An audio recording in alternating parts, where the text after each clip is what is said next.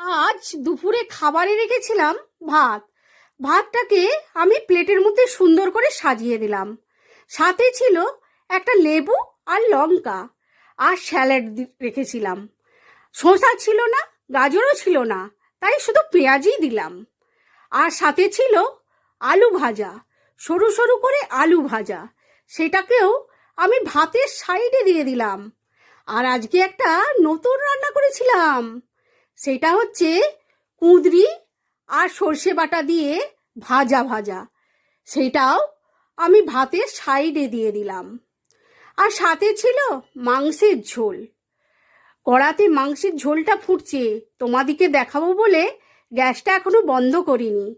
দেখে নাও মাংসের ঝোলটা, সেটাও আমি বাটির মধ্যে দিয়ে দিলাম। আর লাস্ট পাতে রেখেছিলাম আমের চাটনি, কাঁচা আমের চাটনি, সর্ষে বাটা দিয়ে করেছিলাম, সেটা আমি দিয়ে দিলাম। তোমাদের কার কেমন লাগলো জানিও। ভালো থেকো, পাশে থেকো।